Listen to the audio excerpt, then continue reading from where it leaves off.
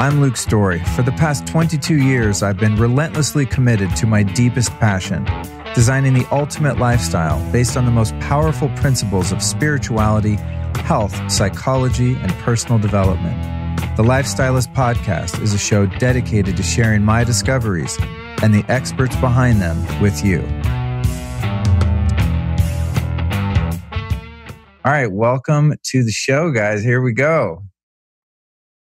Very pleased to see both of you. And it's interesting doing remote recordings with more than one person because I find my eyes darting around on the screen.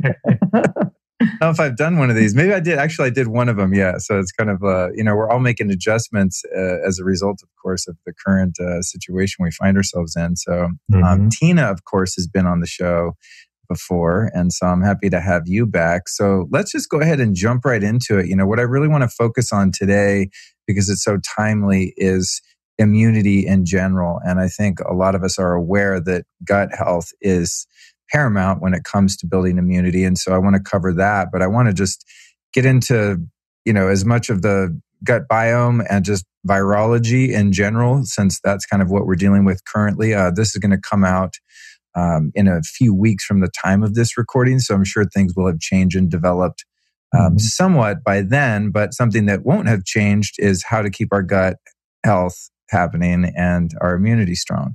So let's just go ahead and jump into how gut health, leaky gut, etc., affect our immunity to things like viruses, bacteria, fungal infections, etc. Yeah. I could start and Kiran could finish up, but thanks, by the way, Luke, for having us on. We're excited to be here.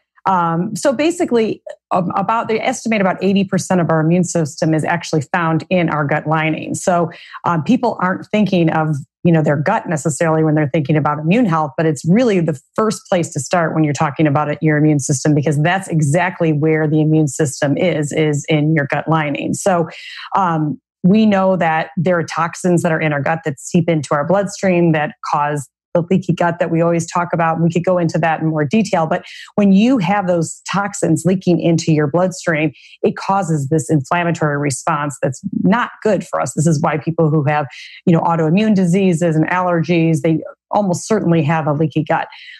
So it's really important that we first and foremost start talking about our gut health when we are talking about immune health. Yeah, and let me deconstruct something really important that Tina said. Unpack it a little bit. And a lot of people have heard this, where you've heard about 70 to 80% of your immune system or immune tissue is in your gut, right? But what in the world does that actually mean? And if that's true, why is it in the gut? So let's talk a little bit about the immune system. So your immune system has a couple of big sections or parts to it. One is the site of battles, and the battle can occur anywhere in your body, anywhere there's damage. Battles will occur, but typically to really mount a really robust response to wherever that site of infection or damage is, the immune system drains part of that battle into a lymph node. So that's why when you go into a doctor's office, if you're feeling sick, they're going to check around your throat and all that. If you have an upper respiratory thing, they're looking for swollen and tender lymph nodes, which then indicates there's an active infection going on, right? So think of lymph nodes as like sites of battle and proliferation and action going on. Then the other part of the immune system is your sampling tissue. So your immune system has a highly sensitive detection mechanism called sampling tissue. And that sampling tissue's job is to constantly be detecting and learning all of the things that your body is encountering on a regular basis. And in that sampling tissue, your immune system starts to make decisions on what to respond to and what to not respond to. And the what to not respond to is equally important because that yields something called oral tolerance, right? If we end up responding to everything we come across, then we're going to really have a broken down immune system. And there's lots of conditions like that. Starting from basic things like food sensitivities and allergies and asthma, all of these things are a result of loss of oral tolerance. So that sampling tissue, the vast majority of it is actually in your digestive tract, right? So you've got all of this, it's called the mucus-associated lymphoid tissue and the gut-associated lymphoid tissue. You've got, it covers your entire 20-something 8 feet of digestive tract. And here's the crazy thing about it. Imagine you are an immune cell and your job sitting there in the gut is to sample everything that's coming in. And the reason you're there is because physiologically, the most abundance of things that enter the body is through the oral cavity, right? The way we are designed is we put food, drink, and all that. That's the largest amount of stuff, foreign stuff, that enters the body. Also, everything up here drains into the gut. So if you think about your ears, the eustachian tubes drain into the gut. All of your sinus cavities that house things that you breathe in end up draining into the gut through the throat. Even your lungs, stuff you breathe in that gets into the lungs, there's something called a mucociliary elevator that pushes all of that up. Little hair-like cilia with the mucus pushes it all up so that you can then swallow it and it goes into the gut. Kids eat their boogers primarily for this reason, in my view, and we can have that conversation because I've been exploring why in the world does every kid, even today, that's born have this instinct of eating their boogers, right? It's a really important subject because when you think about it, and I've observed, my kids are 9 and now 6. My 6-year-old and my 9-year-old, when they were between the age of 3 and around 5, if they pulled out the grossest, nastiest thing that they could find in their nose, their instinct was to put it in their mouth, right? And we lose that instinct over time. The question is, why is that true for all kids born today? And it's true for all of us. I think some of us may deny it, but we all ate our boogers. Booger is like a natural vaccine. You're picking up mucus and IgA covered viruses, bacteria, and all that have entered your body in some form and then captured by your mucosa. And then now it's in this beautiful immune stimulatory capsule, and your instinct to eat it sends it into the sampling tissue in the gut. And then your gut can mount a really robust immune response against that and recognize it for future encounters. We see this through the work of Dr. Simon Cutting, who's using natural antigens and using probiotic bacteria, sticking them on bacteria, sending them into the gut through the digestive tract. And then you see this robust immune recognition response to those antigens through the gut, right? So you are an immune tissue, you're sitting there in the gut, and your job is to detect all of the microbes coming in, the viruses, bacteria, protozoas, amoebas, and you're supposed to figure out what's good and what's bad, what to attack, what not to attack. All the while you are covered in microbes, right? Because every square millimeter of our tissue in our gut is covered in microbes. So it's a profound task to ask our immune system to be vigilant, monitor, figure out what's going on, figure out who's coming in and out, who's good and bad. All the while they're covered in the microbes that they're supposed to be detecting. So how does that actually work? That was a big question in the science of immunology for decades. And then they figured out about 15 to 20 years ago, there's something called immune crosstalk between the microbes that live in the gut and the immune tissue whose job it is to monitor them. The microbes that live in the gut do a big role and a big service in communicating to your immune system who should be there and who shouldn't be there. And they, in fact, can go as far as when an invading microbe comes in, actually flag that invading microbe for detection by your immune system. So your immune system would cease to have the intelligence to protect you without the presence of the right types of microbes in that system. And again, that accounts for 80% of your immune tissue.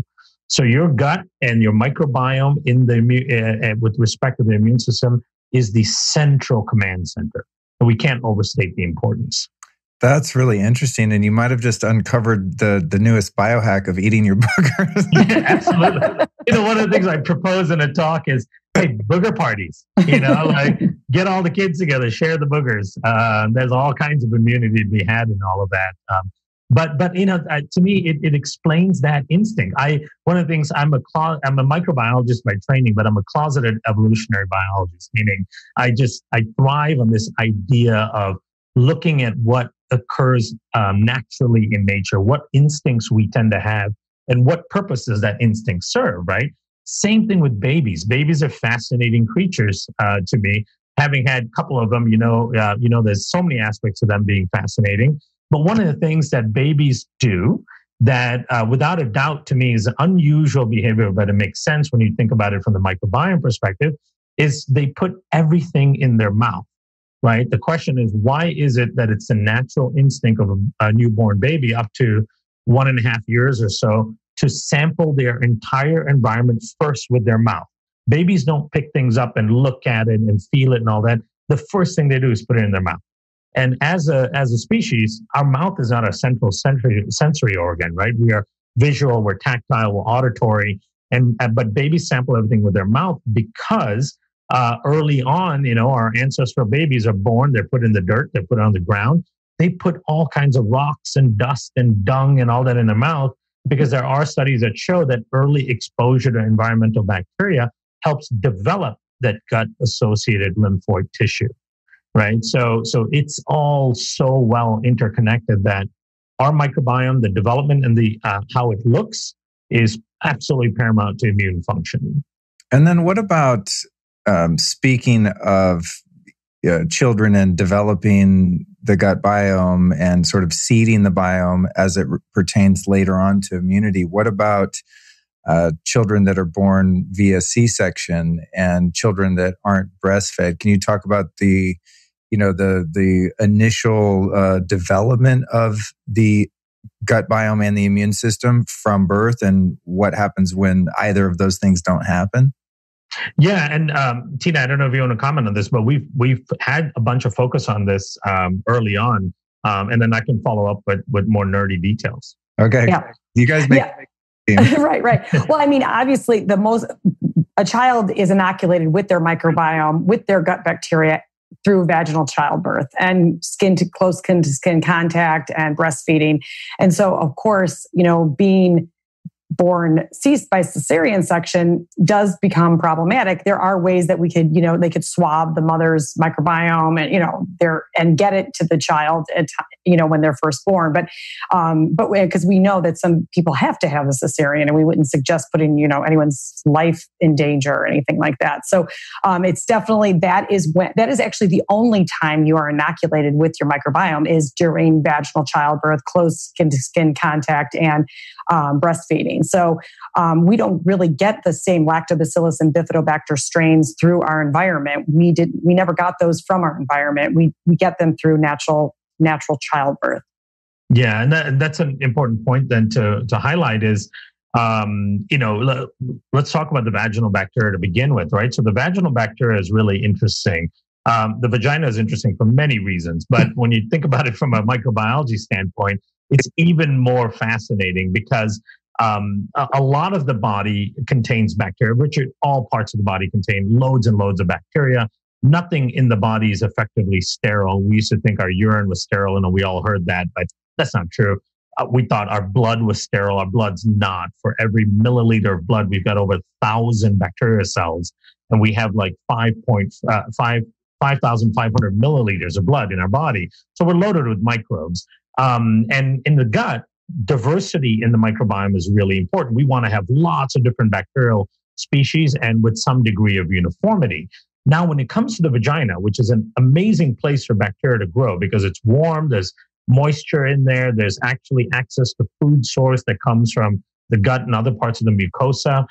But yet, a healthy vaginal microbiome is typically predominated by one species only in most women, right? So it doesn't have diversity. Now, what tends to happen is once a woman gets pregnant, by the end of the second trimester, she automatically starts having increase in diversity in the vaginal microbiota. There are species that start showing up that actually would never exist unless you were pregnant in the vaginal microbiota. In particular, certain species that are responsible for breaking down milk-based proteins and fats, right? So they're showing up there just in preparation for inoculating the baby. And then, of course, there's evidence showing that there are immune cells that go to mom's gut. And in utero, during the development stage, during gestation, these immune cells take it through the cord blood, take these bacteria and deposit it into the baby's amniotic fluid. Because you find mom's gut bacteria in the amniotic fluid. That's an amazing transformation. And when you think about that, we can then use our immune system, which is only known for just defense. They are instead just carriers in this state, going to the gut, bringing bacteria, taking it to the gestating baby. So it's absolutely fascinating. Then one of the important things that occurs right before birth is the water breaking. The water breaking also services another purpose in that it helps dislodge a lot of the lodged bacteria that are bound to the membranes in mom's vaginal canal. So that starts freeing up the bacteria as the baby starts passing through. He or she will get a big ingestion of bacteria into the mouth, nose, ears, and so on. And then the other important part is the baby will get exposed to mom's fecal bacteria as well. You know, the vaginal canal is right next to the anus where fecal matter comes out. And oftentimes, as you talk to most women who went through natural childbirth, they defecate during the process, right? During the pushing. And that defecation is important because there are lots of bifidobacteria in that fecal matter. And that bifidobacteria becomes one of the early predominant species in the baby's gut.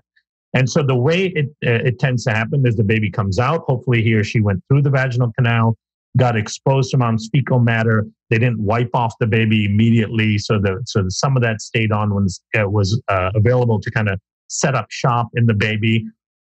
And then early on, the facultative bacteria, meaning the ones that can work with oxygen in the gut, will start eating away at all of the oxygen in the gut. The moment and that happens in the first 3-4 weeks. Once the oxygen is quenched, then the anaerobic bacteria, which is the main ones in your colon, start to have a chance to proliferate. And once they start proliferating, they really start setting up the process of neurological development and all that, because they produce things like short-chain fatty acids and so on. Breast milk contains 600 to 800 different species of bacteria. Breast milk is loaded with microbes, right? It's mind-boggling. Almost 25% of the nutrient content of breast milk are over 200 different oligosaccharides, prebiotics that the baby cannot digest for energy. It's there purely to feed the microbes that are now starting to try to establish themselves in the gut. So this process has been perfected by evolution, right? This is the only mammalian food that has been perfected by millions of years of evolution. And it's perfected in such a way that it absolutely sets up an amazing ecosystem in the baby's gut that then impacts the baby in a positive way for the rest of life. If the baby comes out cesarean, then the baby doesn't get the vaginal bacteria exposure, doesn't get the fecal bacteria exposure. In fact, the first bacteria that the baby gets exposed to, and this is documented well in studies, is Streptococcus and E. coli and other bacteria from the doctors and the air in the exam room. That already starts changing how the baby's microbiome develops. Thereby, cesarean section babies tend to have almost double the risk of immune dysfunctions, of obesity, asthma, allergies. All of these kinds of dysfunctions are driven by that difference in how they come out. That's really interesting, because when I learned that, just the basic fundamentals of that, the vaginal canal, and all that, I observed my two brothers who were 12 and 8 years younger than I, and they were both C-section. Their mom's really tiny. My mom's bigger, and I was 9 pounds, and I'm sure it was no party, but it went down as quickly as it could happen in a hospital in Denver in 1970. But my two brothers, they've worked a lot on their health. In fact, one of my brothers has been carnivore for 2 years and has not been sick once since he did that. It's really interesting. Another topic, but both of them historically have been sick all the time. They just always had a cold, and they get rid of a cold, they get another cold. And I always thought, they lead a pretty healthy lifestyle. What the hell is going on here? And then I kind of put those pieces together and thought, oh, that's really interesting, that correlation there. We have a different mom, same dad. So, there's, I guess we have some different DNA, but their mom's not sick all the time. She's healthy. You know what I mean? Right. Yeah. And they were C-section, you said? Yeah. Yeah. Yep. Yeah. Absolutely. That has a huge impact for the rest of their lives. It starting at birth. Yeah. And then another thing that came to mind was my mom told me that her water had not broken by the time I was born, and that they had to put me in an incubator for a few days and be isolated because of a risk of infection or something. And I'm horrified to learn a few years ago that I was not breastfed either, because I just always figured because my mom was pretty earthy. And I asked her about it because I did some functional medicine lab. She's like, no, I didn't do it. The doctor said, if it's a hassle and you don't feel like it, you just do the formula. It's fine. And but she the doctor, and I was always like, God, I got robbed, of the water breaking. I didn't know until you just told me, but also the breastfeeding. Now I turned out okay, and I've worked on my gut health a lot, but it's interesting to observe the difference between like adult C-section babies. So, Tina, you mentioned something when a woman has to elect for whatever reason to do a C-section that can swab the baby on the way out and introduce that inoculation manually when it is missed by not going through the canal. Yeah, I have had no experience with it because I've had all three of my children born vaginally, but I've read some things about it, and I know Kiran has talked about it at length too, that you could swab it, and that way you could somehow pass the mother's microbiome, at least part of it, onto the child. Yeah, where that comes from is a couple of studies at New York University that did it, where they, in the case where C-section had to be done, what they would do is they would just swab the vaginal canal after the baby comes out, and then swab around the eyes, nose, and mouth of the baby. And they found that following those babies for a period of time after birth, that just doing that alone kind of negated some of the negative effects of being born C-section. A lot of people are also starting to do and actually one of my employees did this recently last year when she had a baby where she knew she was going to be C-section because of whatever the medical conditions were associated with it. And so you can put sterile gauze into your vaginal canal. And she was doing this at home. Her and her husband were trying to shove gauze in there before they had to go to the hospital. And then they got to the hospital and they were able then after birth to pull that out and just wipe the baby down. So just that simple thing alone seems to make a big difference. When it comes to the element of the fecal matter that you were talking about, I find that really interesting because, we're led to believe, and I think rightly so, that you don't want fecal matter around anywhere. And that's why there's sinks in bathrooms everywhere. And you want to wash your hands and make sure that it's not getting anywhere. It's crazy that that's part of the natural birth process and that it doesn't make the baby sick or kill the baby. And that kind of leads me into there's a couple of things I want to cover is what happens when the mom's gut biome is wrecked and how that could happen. And then also this idea of fecal implants for people that have not had antibiotics and, have been eating non-GMO organic food because they live in the middle of the freaking jungle somewhere and they have a great test sampling for someone who has SIBO or some other like more severe gut issues that people now are. I even have a friend that cured himself of, what did he have? Ulcerative colitis or, no, he had Crohn's actually. Yeah. And he found a donor that had never taken antibiotics. It happened to be, a buddy of his that lived a couple miles away. And so he spent, I don't know, a few months, if not a year, collecting this guy's poop every day, taking it home and injecting it into himself of Crohn's disease. Wow. Yeah. I mean, it was not pretty.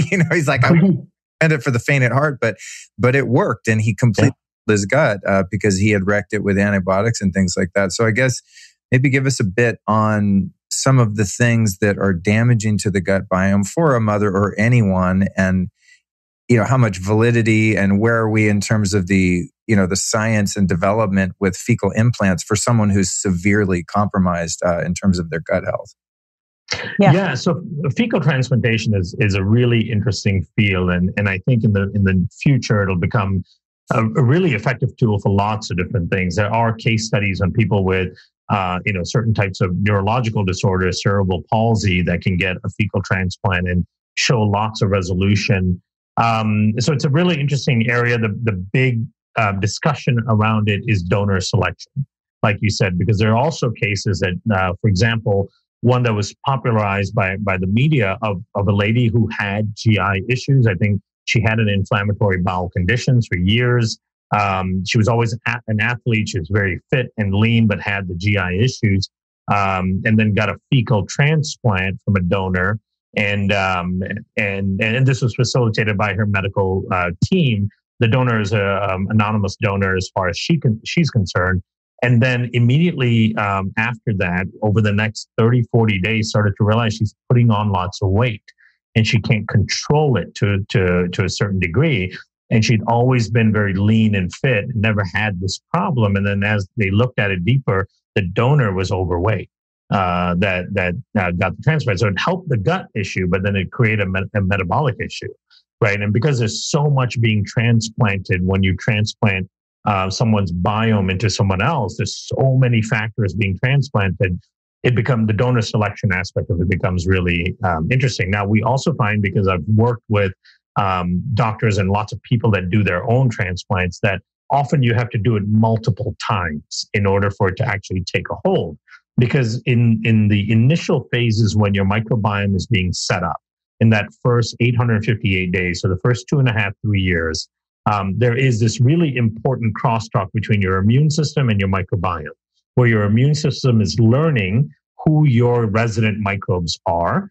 And then there is this process of selecting and allowing certain bacteria to predominate or to exist in a homeostatic way in your microbiome. And that part is not really quite understood, because there's lots of studies on twins where they are identical twins. They're born within minutes of each other.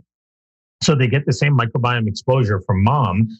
They have 100% same genetics, and yet their microbiomes can be as much as 50% different when it comes to the species level, right? So there's this selection process that occurs between your immune system and your microbiome, that part which is not well understood. So then in your immune system's memory and mind, it has a microbial signature that it's trying to maintain. So you bring a fecal transplant in, which is a bunch of bacteria from another person. A lot of them may get attacked by your own immune system and rejected in a way. And then your microbiome starts reverting back to what it's looking like. Then you got to do it again and do it again. Some of the larger clinics that do this will say that you need to do it 6, 7, 8 times before, sometimes before it really takes. But it all highlights how amazingly versatile and important your microbiome is, because it can control so many aspects of your wellness and function. And it also speaks to that really intimate relationship between our immune system and the microbiome. Awesome. Yeah. And I think talking about the pregnant women, people will ask me all the time, is it okay to take your probiotic when you're pregnant? And of course, we always say, ask your doctor if it's okay. But I mean, my God, if there is ever a time to be taking, high quality probiotic or doing other things to support your gut health, it's when you're pregnant, because you are literally passing on your microbes to your baby, and that will dictate a lifetime of their health. So really, really important for pregnant moms to be focusing on the health of their microbiome. Yeah, it seems like that should be part of the what I call the pre-production, or the trimester 0. I think one of my colleagues that I'm going to interview calls it. She might even have a book on it. But it's the time you spend before you decide to get pregnant, and kind of just readying the troops and getting your body in optimal shape. I think the gut would have a really important part in that. You're even trying to conceive too, same thing. I mean, for both parties, so. I always think I'm kind of like not part of that conversation.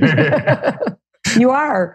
Just, have a big ego in the quality of my sperm. I figure I've been into the biohacking stuff for so long. Like, what could I possibly be contributing that's, not going to be positive? But I guess if you have weak sperm motility, or, you have something going on in your genetic expression as the man, you could also be contributing. What about, this is going to be a random one for you. I was thinking about before how when you were describing the immune system and how the immune tissue in there, I think as you put it, is able to identify things that you swallow or things that are coming through your lymphatic system, your sinuses, et cetera. And then it's identifying it as friend or foe and sort of building antibodies to that, right? And correct if I got any of that wrong. Do you know anything about the practice of urine autotherapy for building immunity? This is going back like 15 years ago. In my early part of my journey, this became a thing for a while, where you would drink like a shot glass of your own. I mean, it became a thing for me.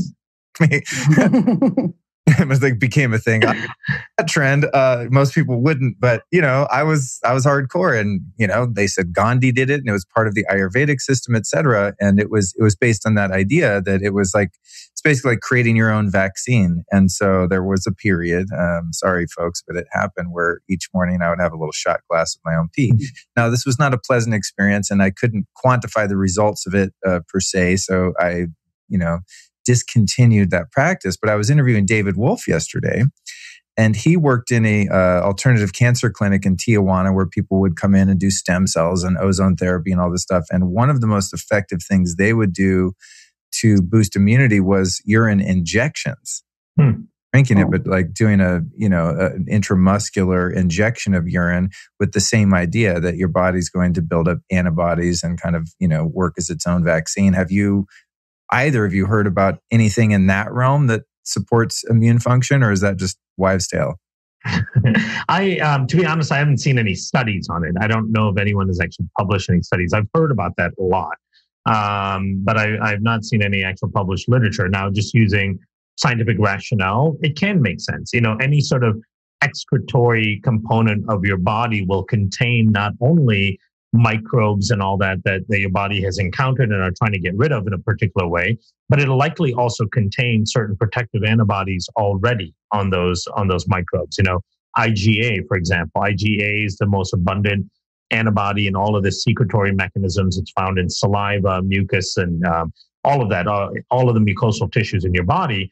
And so your microbes that are being excreted are getting coated in IgA. So what you may get as a result of consuming those things is you get microbes that already have antibodies on them that then helps tutor your immune system about that exposure. One of the important things that occurs both in the gut and other ways of sampling is the development of a whole regulatory mechanism within your immune system, right? So because you've got the innate immune system, which are the rapid reactors to the immune system. And I can give an analogy on that. And then you've got the adaptive part of the immune system, which is slower to react, takes a little bit more time to kind of muster up its function, but it's the highly specific part of the immune reaction. And in between there's something called the regulatory part of the immune system, the T regulatory cells, whose job it is to identify all of the various immune reactions in the body and then teach the immune system, hey, you don't need to react to that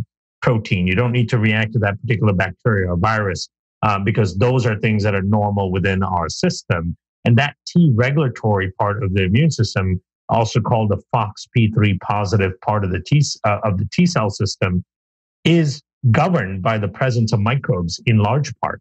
So the microbes are helping the immune system shuttle from innate to adaptive. They're also helping the immune system shuttle and rev up the regulatory part that teaches the immune system what to react to and what not to.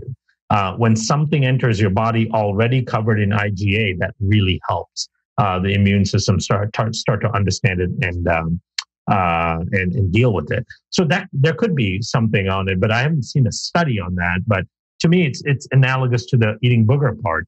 Is we're sampling things that have been captured in other parts of the body, covered in antibodies, sending it into the biggest sensory part of the system, and to develop a more robust immune response. I see a market opportunity there for a supplement manufacturer that could make your urine taste good and Totally, just like an add-on, like here, add this. This is a urine enhancer, right? Just a few drops. The funny thing is about that, as gross as drinking your own urine sounds, it's not actually that bad. I mean, it wouldn't be. I'm not going to make urine kombucha anytime, but it's not as disgusting as it sounds. It's actually, I remember it being. I mean, I haven't done it in many, many years, but I remember it being like super freaky just mentally. But then once I did it a couple times, it was like, what's the big deal? But I also thought it was sterile because people think of it as eating your own poop, but came to think at that time it was sterile, but as you indicated, there is bacteria in there. Going to the IgA, this is an element of immunity and immune function I've never understood, like IgA, IgG. When this pandemic first started to emerge, I started taking tons of the Just Thrive Ultimate IgG. I know that they're I could say to Tina, the probiotics are insane and really, really helped my gut. Just like very obviously, like no brainer. Okay, I was this way, started taking this spore-based probiotic. Now my gut's awesome, better than ever. So I thought, well, their immune thing's probably pretty good. So I just started pounding it. And my girlfriend also, I kind of put on the counter. I try not to be that controlling boyfriend that tries to force her to take what I take. But, I was a little concerned not knowing the nature of this virus, what it is, if it's a real thing, if it is, how real, et cetera. So it says maybe, take 2 on the bottle. I was taking like 6 at a time, a couple times and instructing her what is this IgA and IgG, and specifically in that particular supplement, what makes it work? Yeah. So IgG is an antibody, as you know, and it basically IgG in our body, IgA in our body, they're all antibodies. And the antibodies' role in the body is to attach and bind to antigens in the body and safely remove them from the body. So we already make IgG. Our body is beautifully designed already to be fighting these antigens like overgrown bacteria, pathogenic bacteria, viruses, toxins like mold toxins. That's the job of IgG, IgA, IgM in the body, is to attach to these antigens and safely remove them from the body. First of all, you were right to be taking the ultimate IgG during this time, because we definitely want to be supporting our immune system. And the role of our IgG actually just gives us about 25% more IgG within the gut itself. It's also been studied to help strengthen the gut barrier, which is really important, so we don't have this overreaction of our immune system when toxins seep out into the bloodstream. So it is definitely the combination of the spores and the IgG is so important to be supporting our immune function.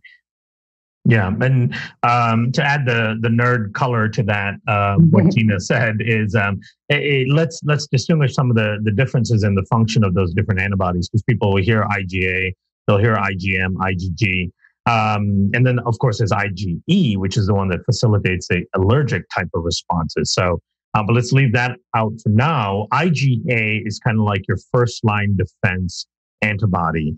It's in your saliva, it's in your mucosa, it's secreted a lot in your body, and it's less specific. So each antibody has the capability of binding to lots of different things, right? So it has less specificity, more broad application, because it's encountering things all the time, and your body secretes it out to go, hey, just go bind to whatever you see.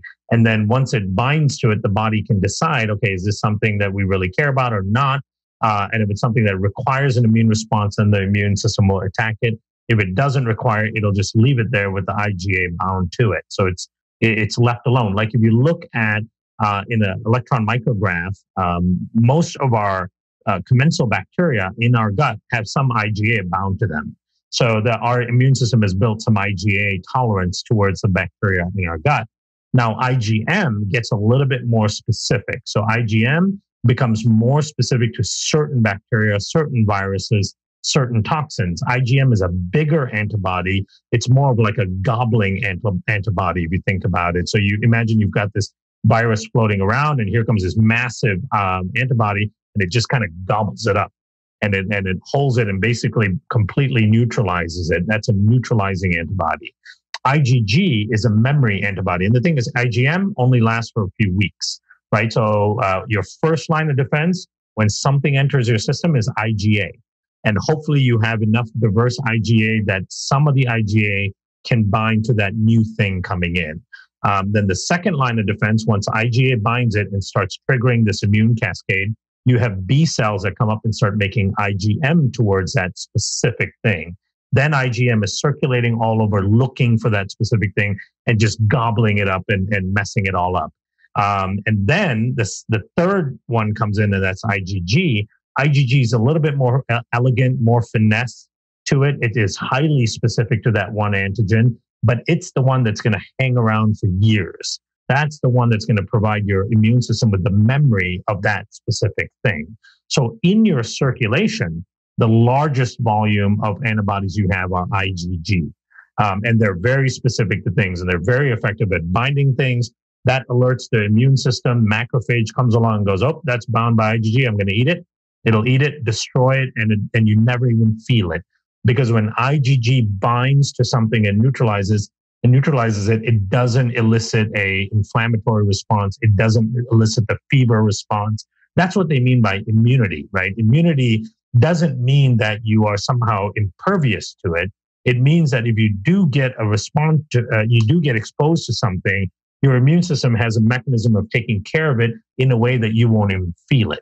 What we feel when we feel sick is our immune system's early response to something, and the triggering of the fever response, triggering of the inflammation, the malaise, and all of that stuff is the immune response to that object. So we can continuously get infected by things that we are quote unquote immune to. We just never feel it because we're now dealing with that highly specific, very powerful part of the immune system that just can neutralize things quickly, never triggering the inflammatory response.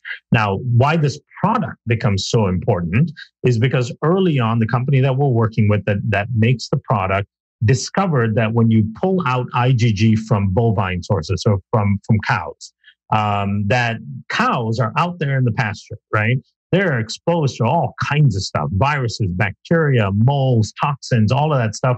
So over time, they build this strong immunoglobulin resistance to all of that stuff.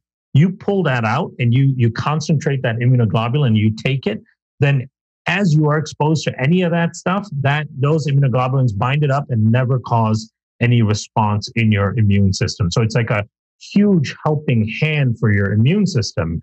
And your instincts were totally right to dose up on it right now when we are potentially vulnerable to something, because what we need is to support our immune system to take away some of the other work that it has to do, which is dealing with all the normal stuff it's always encountering, should it encounter this new pathogen, right? Because should it encounter this new pathogen, it's going to take a lot of work for your immune system to rev up the IgA to M to G response and not get too inflamed all at the same time. At that same time, you don't need to be dealing with the mold toxin that you might come across or the other viruses and the other bacteria. Some of those things can be helped by the IgG. So it's really supportive to the immune system. One more thing I'll say about that. The thing that got us the most interested about this, and Tina and I sat in meetings with some of the top HIV researchers in the world because of this product and our initial collaboration with it, is the NIH, the National Institutes of Health, published a study back in 2014 showing that in the case of HIV patients, that the biggest driver of mortality was the leakiness in their gut.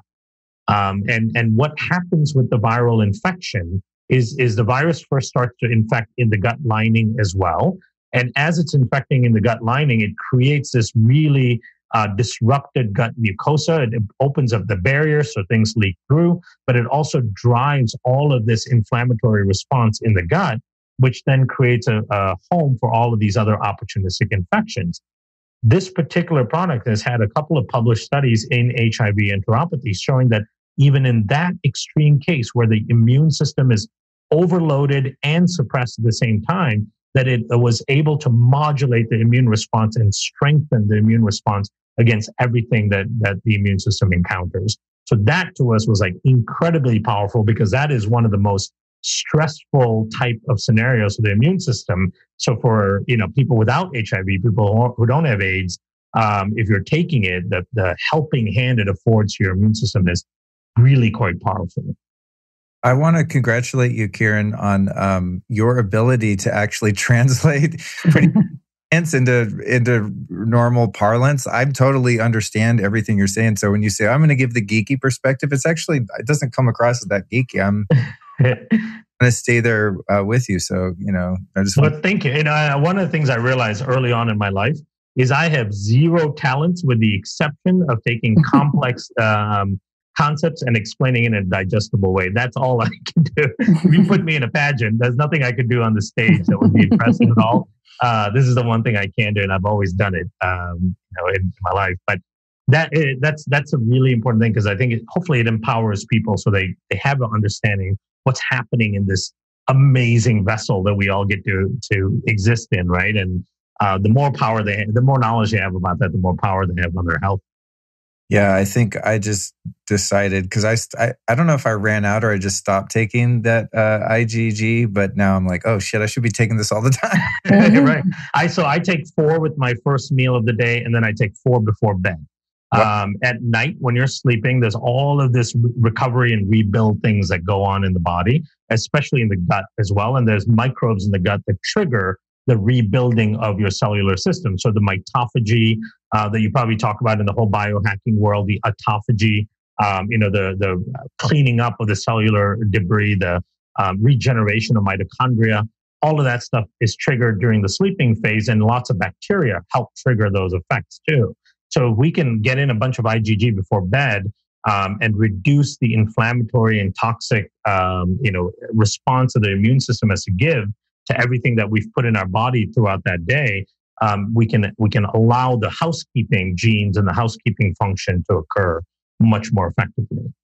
That's cool. Yeah. In the immunoglobulin category, there's a product I've been using for a long time, which is grass-fed colostrum, like first 6 hours bovine colostrum. This company Surthrival makes, and I buy it in these huge, I think they're like 5 kilos or something. They're really expensive, but it's also delicious. So I'm addicted to it. Right. But I never really looked that deeply into the health benefits. I just figured, if baby cows are strong, then maybe grown-up Luke can be strong from taking this. But I think one of the things in there is the immunoglobulin. So that would make sense coming from the bovine source. Is that like what one would find beneficial about taking colostrum from whatever species of animal? And do female humans also make colostrum, or is that just relegated to dairy cows? No, female humans do. That's some of the first phase of actually what comes out of the mammary glands during breastfeeding is colostrum, and part of that is because the human baby has an inability to make its own immune response early on, and typically up to about 6 months of age. So the baby is counting on mom's antibodies and immunity. That actually kind of goes back to one thing that popped in my head when you were talking about being exposed to mom's fecal matter. And why that would not make the baby sick is because that's mom's homeostatic bacteria. That bacteria is already communicated and comfortable with mom's immune system.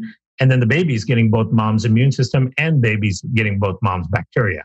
So we're making a full transfer of immune and bacteria and the full crosstalk that occurs in mom into the baby as well. Because keep in mind, in the first 6 months, most of the immune response that the baby elicits in the body is driven by mom's immune system.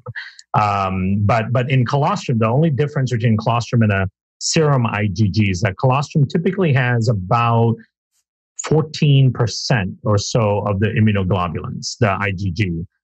What we liked about this product, and colostrum has other benefits as well, but what we liked about this product was that it has 55%. It has this huge concentration. And then the version of this product is actually a prescription product in the US for treating antibiotic-associated diarrhea and other gut infections. We have the version which is exact same active ingredient, but we could sell it as a supplement. But that's how powerful it is. So yeah, you'll get things like lactoferrin and other things from the colostrum that can be beneficial. But this one is a whole step above that with respect to immunoglobulins. Right. So this is the dairy-free component too. Yeah. And it's dairy-free. Yeah. Oh, the IgG. So it's bovine derived, but it doesn't have any of the constituent dairy product. Yeah, because it comes from the serum, right? So it doesn't come through the mammary glands. The colostrum comes through the milk. And so this one is derived directly from the serum. This is analogous to the Madra tribe and other tribes, hunter-gatherer tribes that like to drink cattle blood, right? And they feel that supports some sort of warrior-like constitution in them, and that may be part of why, because of all these amazing immunoglobulins in blood and in serum. Interesting. Okay. God, there's so many directions I want to go here. I love geeking out on this stuff. So do we.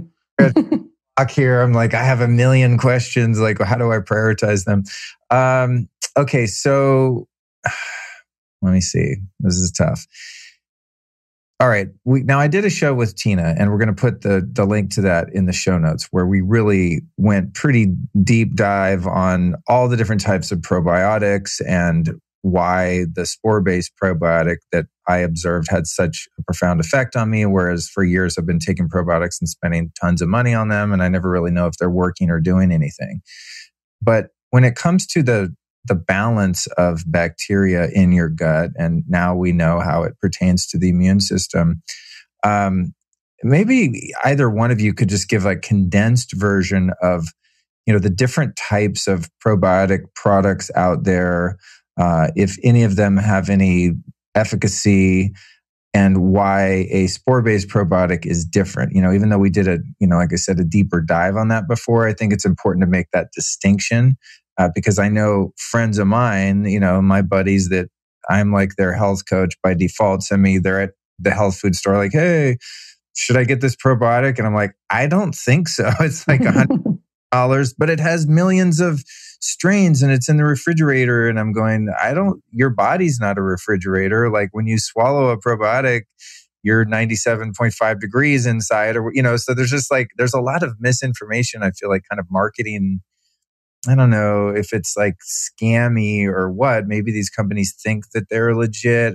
The probiotic industry is like, first, okay, in terms of like competition and shadiness, you have the mattress industry at the top, the sauna industry, then you have probiotic industry. In this field for a long time, that's where a lot of the infighting and kind of misinformation and competition goes. So kind of give us the hierarchy of the different types of probiotics that one could take and how they relate to the biodiversity of your gut biome, et cetera. Yeah. So the majority of probiotics that you're going to find on the market are comprised of lactobacillus and bifidobacter strains. Ours is not, and we purposely did not put those strains in our product because we knew that by nature, they're very sensitive organisms. They have a lot of difficulty surviving the gastric system, which is very acidic. The stomach acid is very acidic, and most strains are not going to get there alive. Companies know this. They enterocoat them. They do all different types of things to try to get them to the intestines alive. But even if they got to the intestines alive, they, encounter the bile salts in the intestines. And then even if they got there a little bit alive, they just pass through similar to food. So I don't know that any of the other probiotic companies were necessarily, their intentions were bad. I think it was just based on old science. Everything that we do is really based on research and science. And we studied our strains. We did survivability studies, gut model studies right away. But so that's one category, is the lactobacillus bifidobacter. And again, that accounts for probably 95% of the probiotics on the market. The other category, which is what we're in, is spore-based probiotics. So spore-based probiotics have an endospore shell around themselves. So it's like this armor-like shell around itself. And it's not because we've done anything to engineer them. They just have this, these are the way these strains are found naturally in the soil.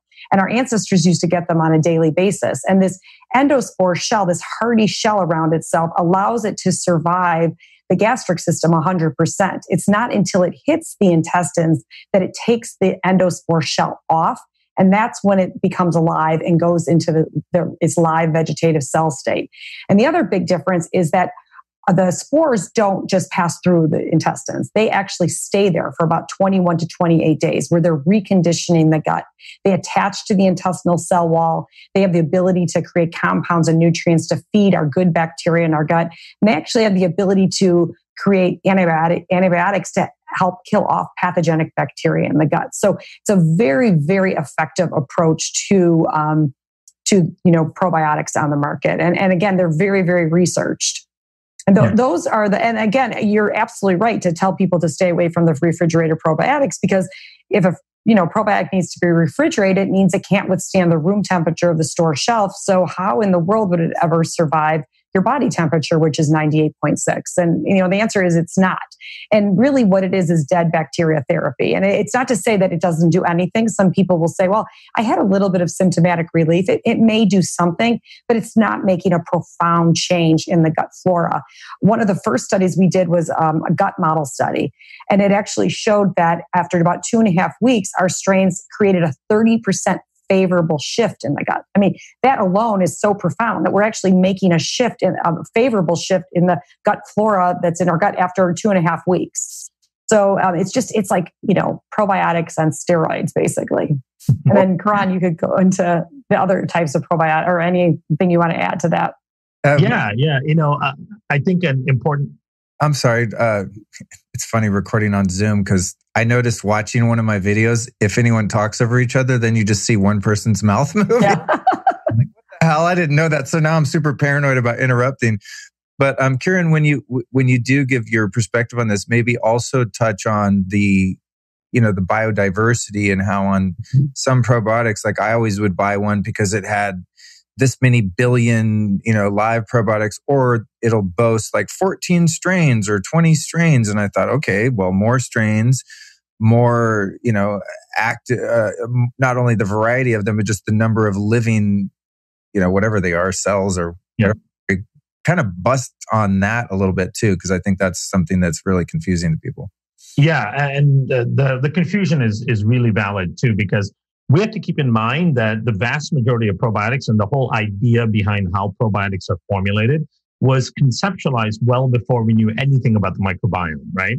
We've really only learned about the microbiome since 2013, 2012. That's when some of the first studies started coming out to really identify what is going on in this very complex ecosystem between our mouth and our bottom. But the vast majority of probiotics were conceptualized way before that. And so they were formulating and creating quote unquote therapeutic products for a system that they had no understanding of, right? So let's talk about then from a historical perspective, how did that come about? So, going back to 1902, 1903, Elie Metchnikoff was the original Russian scientist that's kind of credited with the idea of probiotics. He didn't use the word probiotic at the time, but he did conceptualize the idea of using beneficial bacteria to treat ailments. So he was treating gut infections and other issues with fermented milk. So he had a culture of bacteria that he would ferment milk with. His patients would drink it. They would get a lot better. And in fact, he won the Nobel Prize for this kind of idea that there are beneficial microbes, bacteria, that can actually afford health, right? So that was the first idea behind it. And it started off from fermented milk.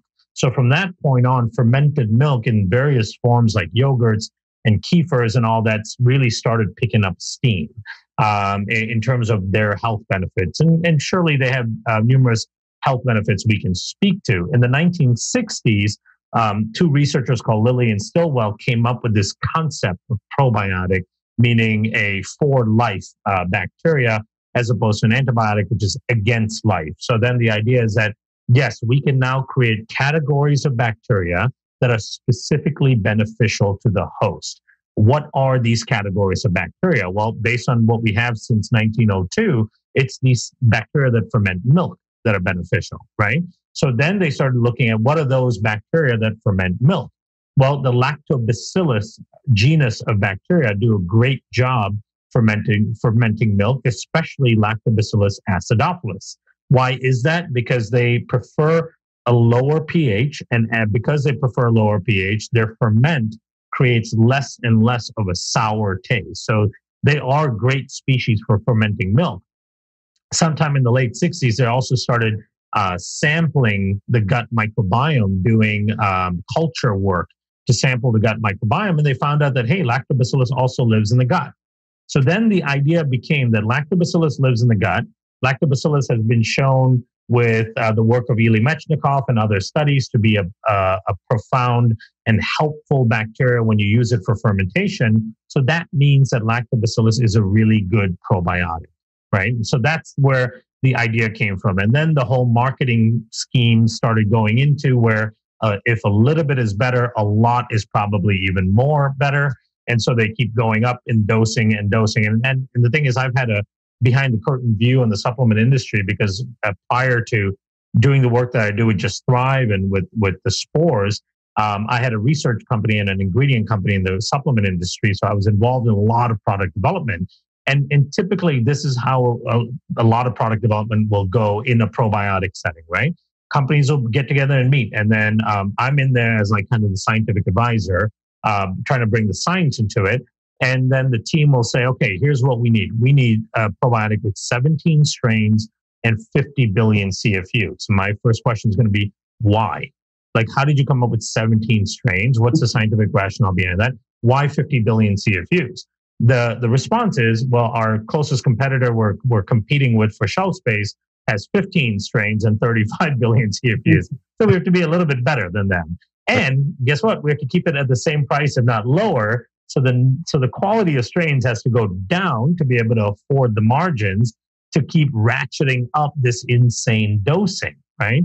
And so I can tell you with a great deal of certainty, and I would challenge anyone to study PubMed and all of the clinical research papers. There's no studies that show that 100 billion is better than 50 billion or 200 billion is better and 600 billion is better. It's not about the dose. It's about the quality of what that bacteria is going to do. And let's put a couple other perspectives on it, right? Take 200 billion. It sounds like a lot, But you're taking that 200 billion and you're putting it into a sea with 100 trillion other bacteria. That 200 billion that you think is a lot just from a dose perspective is a tiny drop of dye in an entire ocean, right? Unless those microbes have very special functionality, their impact on the ecosystem and the gut is minuscule. We just won't even notice it, right? It's just 200 billion is a rounding error when it comes to microbiome numbers. And the same thing with 15 strains or 17 strains or 21 strains. It sounds like a lot, but we have upwards of 400, 500 species in our gut. So trying to increase that number with 15 strains, especially if they're the same genus, meaning they're all lactobacillus, you're not really doing a whole lot to improve the condition of the gut, right? So that became our focus, is like, wait a minute. We know from the microbiome research that the important thing when it comes to getting an effect in the gut is you have to influence 100 trillion other bacteria. It's like having one good guy in a population of 100,000 and he's out there doing good deeds and the rest of them aren't really doing anything. The impact is minimal. If that one good guy was an inspirational speaker and an influencer like a Luke Story, and he can influence thousands among them to do good things, that's when you feel the difference, right? So we were looking for microbes that have the capability of influencing that amazing, massive sea of microbes in the microbiome. That's where we came to the spores. How did we come to the spores? Well, number one, we started looking at bacteria that have the capability of targeting dysfunctional and pathogenic bacteria in the gut, right? What does that mean? Well, so there are bacteria that conduct something called competitive exclusion. They have the ability of entering into a massive ecosystem like we have in our microbiome. They use a process called quorum sensing, which is reading other bacteria's signatures. Every bacteria in the world puts out some sort of chemical signature that can be read by most other bacteria. So these specialized microbes have the capability of going and reading bacterial signatures, identifying problematic bacteria. They will sit around them and kill off those problematic bacteria, thereby changing that ecosystem. And so in our view, okay, if there are microbes that can do that, these same microbes might also be able to influence the beneficial bacteria and increase their function in the body, in the microbiome. Ultimately, for us to get any profound therapy out of a probiotic, it has to be able to influence the rest of the population. That's the overarching theme here. You could take hundreds of billions of 15, 20 strains all day long. If most of them are dying in the stomach, you're just getting a bunch of dead bacteria debris moving through your system. Your body doesn't recognize it. Your immune system and your microbiome have no impact on it at all. You just poop it out 8 to 12 hours later. You're really just kind of throwing a lot of money out, right? And so one of the first stories, I'll give you a quick story in this really long-winded answer. But one of the ways that these spores were discovered to have this capability of competitive exclusion was right after World War II. The German army, when they were in North Africa, a lot of the German soldiers were dying of dysentery in North Africa rather than the war itself.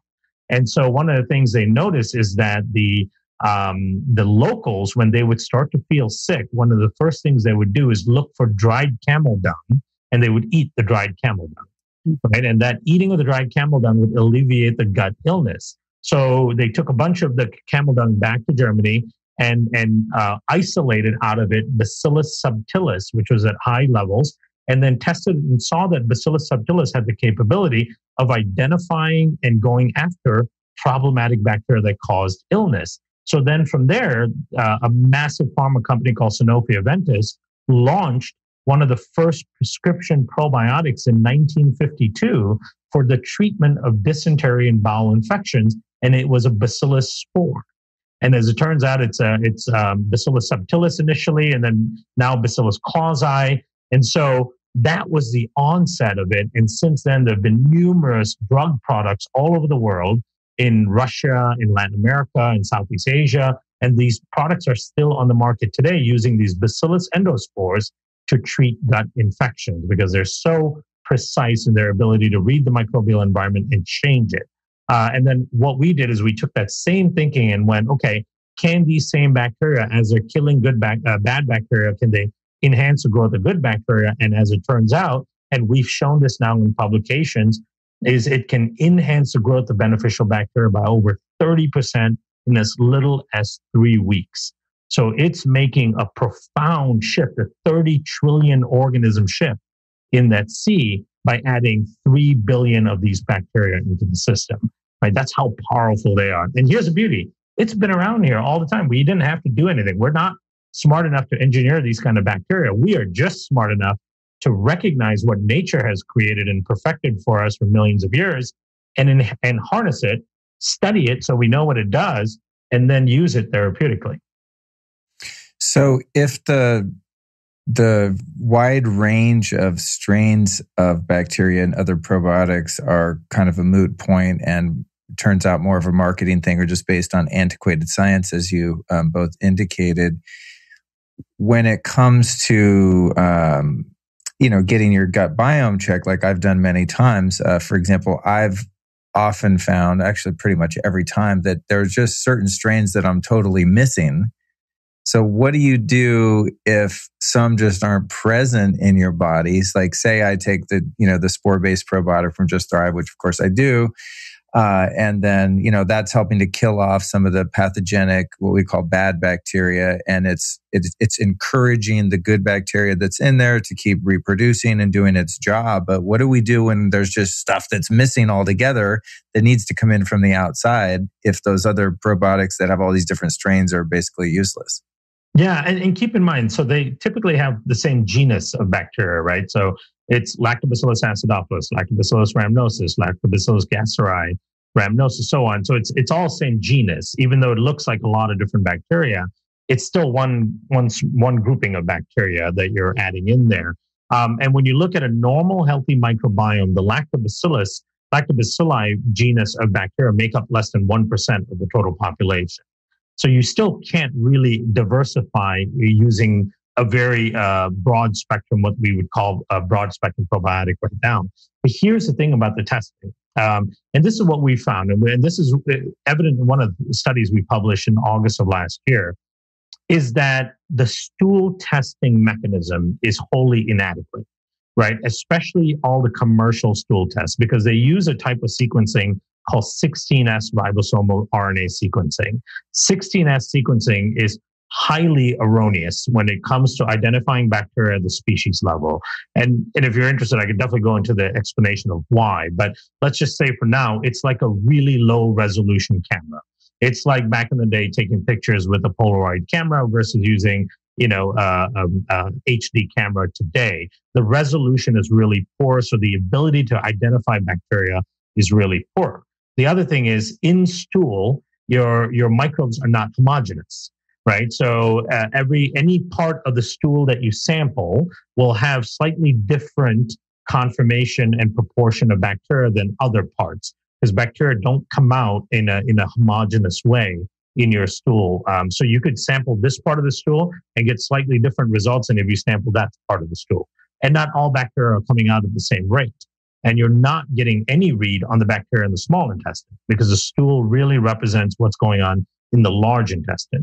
So when we started doing studies on diversity, and we started using GI model systems that are well published, because it's too hard to do it from stool. We have to be able to go right into the ascending colon or right into the descending colon to see what is actually going on there, because looking at stool and making an interpretation becomes a little bit harder, especially for a clinical trial type of setting. So when we use these really sophisticated full GI models, these are full mechanical gastric systems that have all the way from the stomach all the way down to the distal colon. You feed food through it every single day. It's inoculated with the full human microbiome. One of them is called a SHIME system, published over 50 papers using that system. When we go in and do studies using those systems, what we find is you could have completely undetectable levels of certain microbes. And then you start adding in prebiotics, probiotics, and so on. In our case, it's an oligosaccharide prebiotic and the spore-based probiotics. And then 3 weeks later, now you've got thousands-fold higher increase in the presence of those bacteria where they were previously undetected, right? Because keep in mind, you've got trillions of cells of bacteria in the microbiome. You've got hundreds and hundreds of species. If a species is at such a minute level that they make up just a small fraction of all the trillions of cells, the chance of finding that one bacteria by any detection method is really low. So you actually have, even if you're a C-section born, you actually have a higher diversity in your microbiome than you think you do. Even if you've had numerous courses of antibiotics, you still have that diversity. What we have as a problem is a disproportion within the ecosystem. You tend to get a significant growth of certain groups of bacteria. These other groups of bacteria that are really important tend to be so suppressed that they're still there, but their levels are non-functional. And then when you add something like the spores, you start to see this big shift where these guys get to come up and start doing what they do. These guys that are overgrown start to come down. So like I mentioned, that 3-week study, 30% increase in diversity. These were microbes that were showing up that were not previously detectable because their levels are so low. So that's the ecology of the microbiome that we're just starting to learn right now.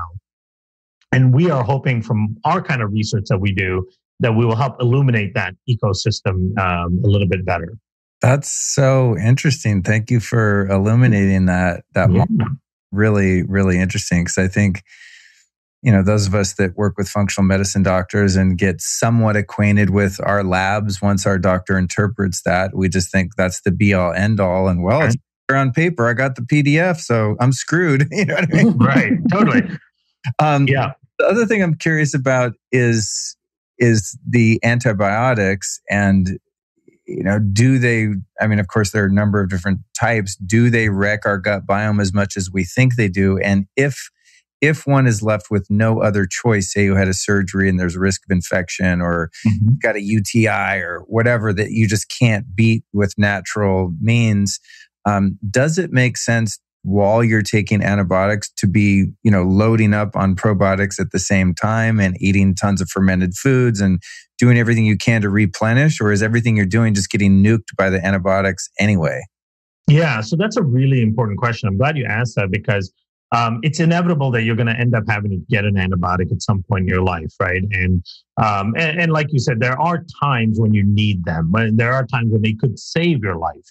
And then there's also lots of times where they're overused and used unnecessarily.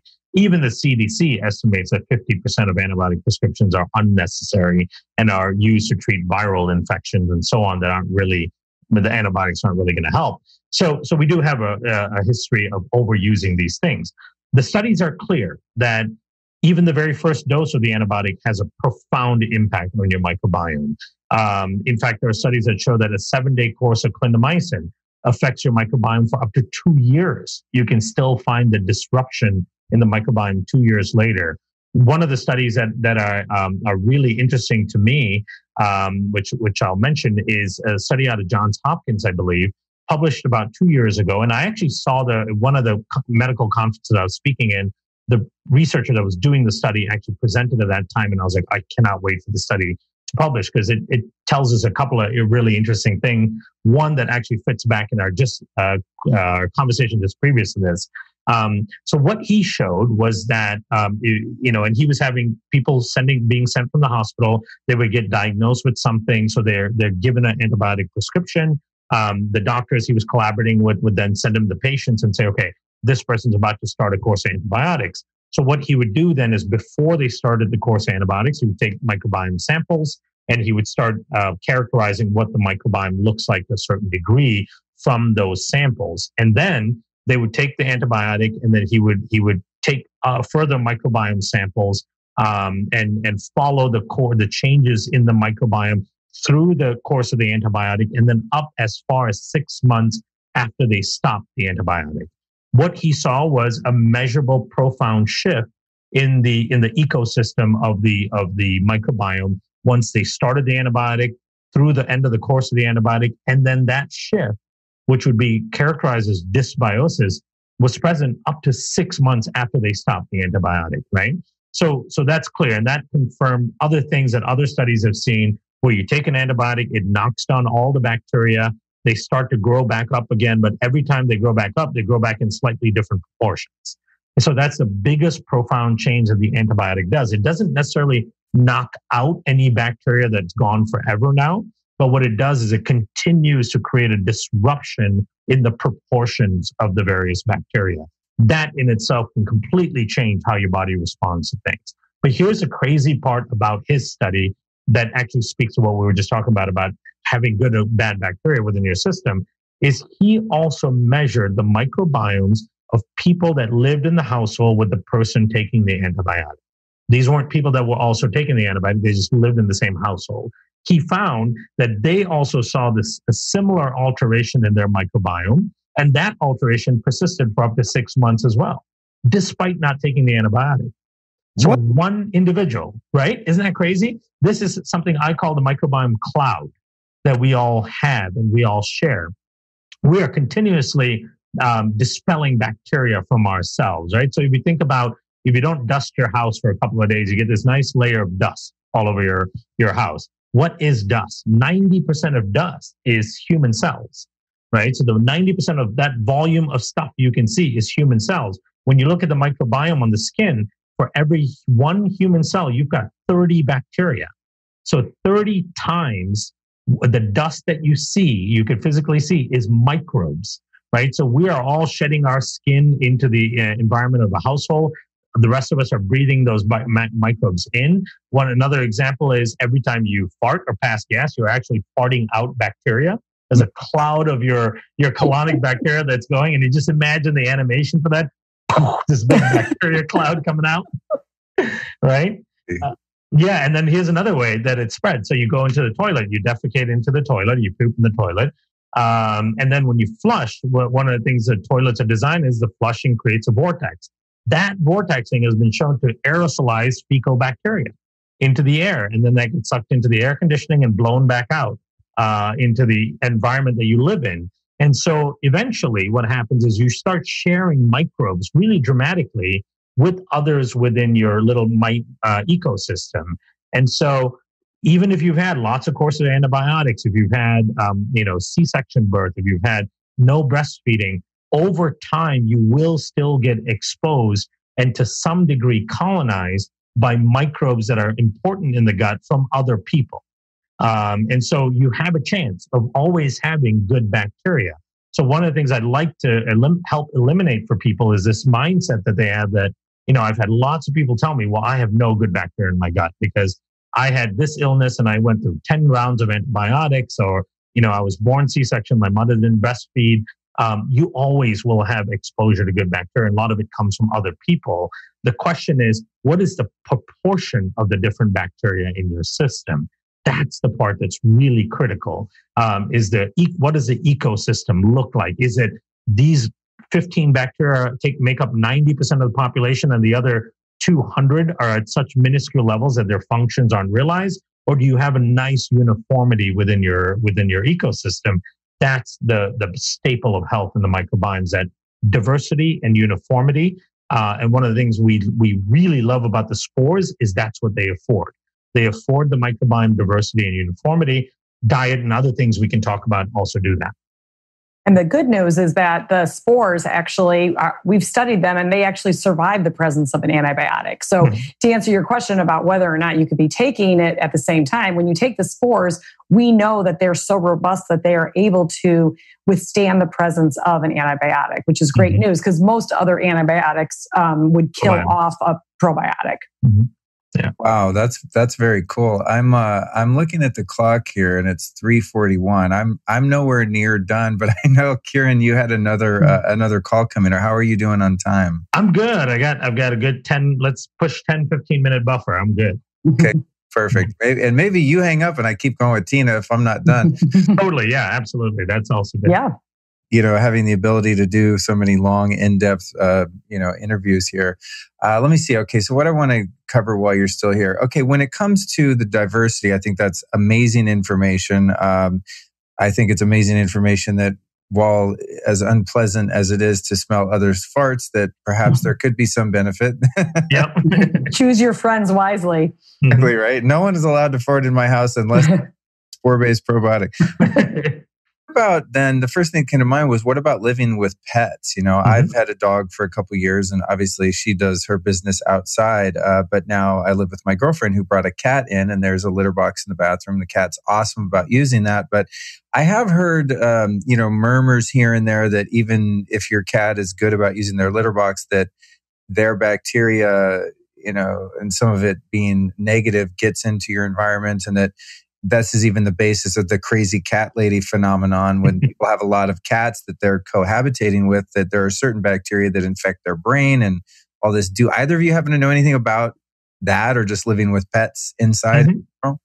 Yeah. In fact, there's a lot on dogs and some on cats as well. So one of the things with cats that this is our fault as a species that we've changed, is we keep our cats as indoor animals, right? So our cats don't get the chance to go out and get exposed adequately to other bacteria from other animals, from the soil and so on, and come back in. And so the cats can develop a significant amount of dysbiosis. And there are pathogens that live within the cat's microbiome that can then be exposed to through stool, like toxoplasmosis, for example. Toxoplasmosis is one of those that has neurological effects and so on. Dogs, on the other hand, and this is not to create a controversy between dogs and cats any more than there already is, but dogs, on the other hand, there are studies that show that households that have dogs have kids with lower incidence rates of asthma, allergies, and viral infections. Most recently, a study published that shows that if you bring a dog into your household, you will live longer. Dogs have that impact of diversifying your microbiome because they're so good about going out and bringing bacteria in. So one way of doing that, one way of explaining that, of course, is obviously dogs defecate outside. They do smell other, poop that when they're out there, and they pick those up. They smell the ground. So the way dogs smell, if your audience is not familiar with this, is they actually blow out with their nose, and then they aerosolize all of the odor compounds in that little microenvironment, and then suck it back in really strongly to hit all of their olfactory nerves. So the way they actually smell, they're picking up loads of bacteria into their nose. And then when they come back into your house and then they're sniffing around the house or sitting on your bed, they're depositing all those bacteria into your environment. And that has a nice diversification effect for not only the host, but your ecosystem in the house as well. And that has a really positive impact. So we always encourage, when I talk to people about the simple things you can do to improve your microbiome, one of the things I always say is just adopt a dog. There's lots of dogs that need a home. So you're doing them a service, and you are absolutely doing yourself a service. And if you just had a baby, and this is your first baby, especially, or your second baby, bring a dog into the ecosystem, because that's going to really help the baby and the child.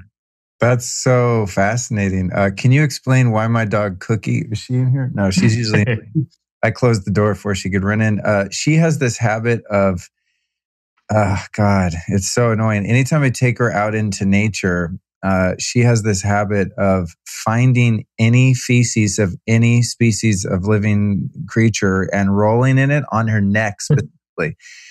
To the point, and this is I have two gross stories, but they're funny, so I'm going to tell them. Once I was out with a woman that I was dating, and we're out in the middle of nowhere, and she had to go to the bathroom. So we were around this river, and she ran a ways away to go do her thing. And then Cookie went and chased her. And after she'd come back, Cookie went and rolled in the human feces, which is probably gross feces. Needless to say, that woman at the time was quite mortified. I thought we were by a river, thankfully, so I could dunk the dog and wash her off. But she also is known to go find other dog poop and roll in it, to the point where at one point she came back with a turd dreadlock on her neck in the car, and it was disgusting. And so I'm, now it's like I want to let her off leash because I feel bad that she doesn't get to run free, but it has its downside, and she'll find, horse poop and everything else. Why do dogs freaking do that? Yeah, I think there's a microbiome connection there. So one of the things is, getting that exposure on their skin probably helps their skin microbiome to a certain degree. We know that. And then we also know that fecal matter has pheromones in it. So there is an attraction to the pheromone aspect of it as well. And they like to get the pheromones on their fur. and carry with them for a period of time. But I think there may be some instinct in there about the health benefits of having that kind of fecal matter on their skin. The other thing that dogs tend to do, like when they're not feeling well, is they go and eat grass, right? I don't know if you've seen that in your dog, but certainly grass, like when their gut is upset, they'll go eat grass and that kind of helps their gut. And there are microbes in the grass, in particular Pediococcus acidolactici, that seems to really help modulate some immune response in dogs. And it's an abundant bacteria in grass. So with that in mind, we actually did the first of its kind study on leaky gut in dogs, right? And our thinking was that, wait a minute, these animals are such important companion animals to us. And like us, they suffer from human-like conditions. The most common things are atopic dermatitis, allergies, cancers, diabetes. These are all human diseases that you don't necessarily see in the wild, that we have now imparted on our animals, on our pets. So my hypothesis was dogs likely have the same kind of leaky gut that we have, and that leaky gut likely drives inflammation like it does in our bodies, and that inflammation is probably consequential to their health. And so we did the first of its kind, proving A, that yes, our dogs do have profound leaky gut, B, that leaky gut is also associated with severe inflammation in our dogs, and the inflammatory markers are correlated well to the chronic illnesses that the dogs face. And then the third part is we can stop it. The same kind of similar probiotic type of formula, spore-based with Pediococcus that we've created, which Tina's going to have available to the public soon, actually stops leaky gut in dogs, brings down that inflammation in dogs tremendously. So that's a first of its kind discovery that we made with the leaky gut in dogs. So that's another tie with the dog and their microbiome. Oh, that's very cool. I just started, I'm always biohacking the dog, and I learned the hard way that you can't feed acai to dogs, though, just just like chocolate to them, unfortunately. But I'm giving my dog C60 now in a company called Health 360. They make a really great, it's called Revive, and they have a dog version, and they get incredible results with especially elderly dogs that have osteoporosis and, arthritic issues and things like that. So I'm always down to find things to help my dog be healthier. One question on that, in terms of that, the imbalance of flora in cats because they're domesticated and living indoors when they should be going outside and getting that information from the biome out there. Is there anything that one can do to help protect yourself from that bacteria that could be in your environment from living with an indoor cat? Yeah, I think to me the best way is to create that competitive exclusion in the cat's microbiome itself. So what the cat sheds has less of those kind of pathogenic organisms. Outside of keeping the cat's litter box outside, that I think is probably the most plausible thing. We have lots of people that use this dog leaky gut probiotic that we created for cats as well, and see lots of great impact because some of the same species that we use in the dog probiotic are also commensal important species in the cats. We just haven't done the study on cats yet, but there's great translation there. And these are competitive exclusion bacteria. So we've done similar studies on chickens and in pigs as well, where the question we had is, and as a microbiome focused company, we're looking at improving the microbiome of everything that we come in contact with, including the animals not only that we live with, but the animals we eat, right? So we did a big chicken study where we infected 2,700 chickens with salmonella, the infectious salmonella that it causes all of this illness each year from contaminated chicken. And typically they would be providing these chickens antibiotics to try to keep the salmonella level low. We all know we don't want to eat chickens with antibiotics treatment. So we said, okay, what about these probiotics, the spore-based probiotics? They're competitive exclusion bacteria. Maybe they can bring down the salmonella levels in the chicken. Sure enough, when we added the probiotic to the chicken feed, all of the infected chickens with salmonella had over a 2 log. That's a 99.9% reduction in salmonella counts in those chickens, as powerful as you would see with any antibiotic in those chickens.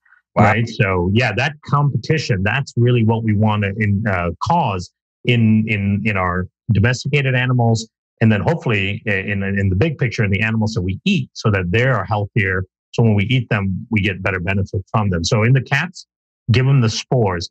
That'll help control the shedding of that pathogen. It'll be ready soon, Luke. Yeah, man, hook it up. Let's do this. Let's biohack the pets. Yes.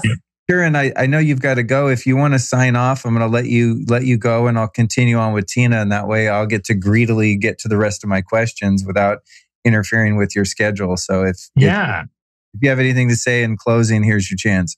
Absolutely. So first of all, thank you so much for having me. This has been a pleasure. Thank you for the time. I love this amount of time to be able to talk. As Tina knows, I've never done a recording that's less than an hour, nor can I don't think, because I'm long-winded and I talk too much.